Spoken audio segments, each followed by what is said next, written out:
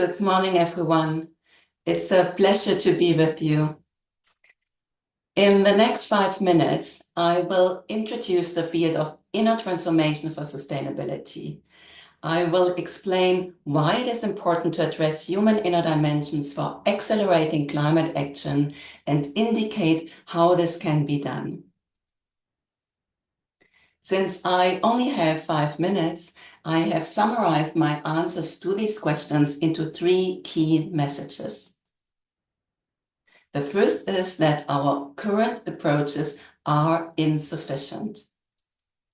In fact, our current approaches to addressing climate change have not catalyzed the necessary change. We are experiencing an ecological catastrophe together with an intertwined worldwide mental health crisis, poverty, and political turmoil. This is because current approaches are based on a mistaken understanding that sustainability challenges such as climate change are external threats or crises. And since the way we define problems automatically determines our responses, we address them with external, mainly technical solutions.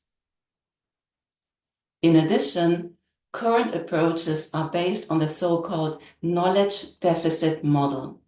The knowledge deficit model argues that if we could only provide all of the information we have to all of the people, all of our problems will be solved. However, we know that this is not correct.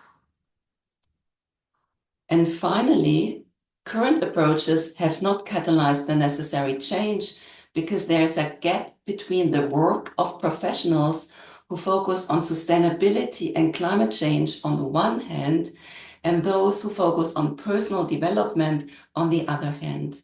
This is hampering progress. As a result, our professional and technological capacities for addressing climate change have been increasing exponentially, but our ability to use them wisely has not.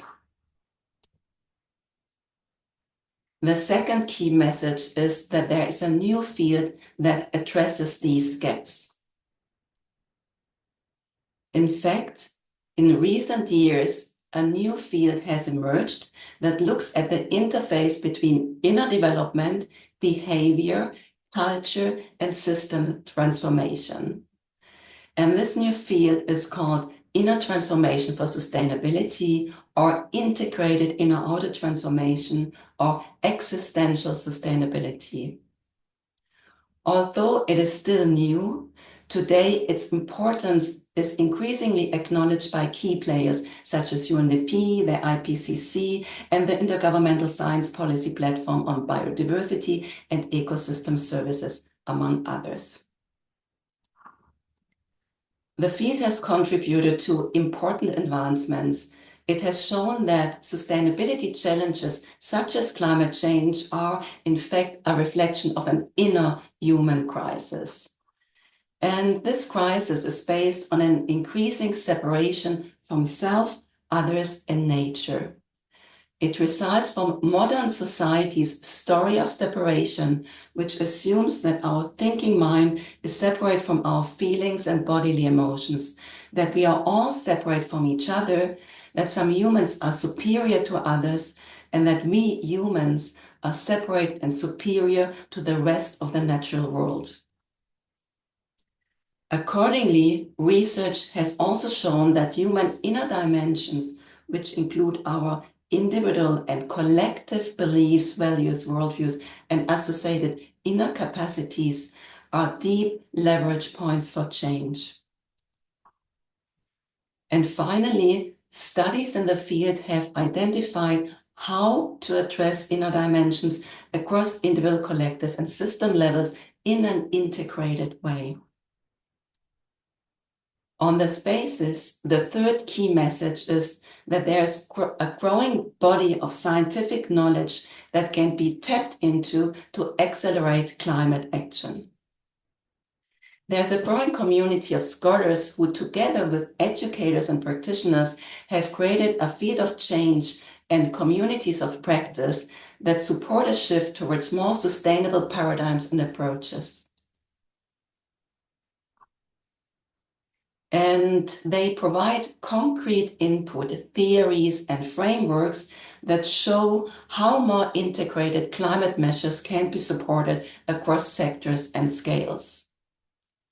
These frameworks indicate that transformation can only be achieved if we systematically address human inner dimensions across all scales, the individual, the collective, and the system level.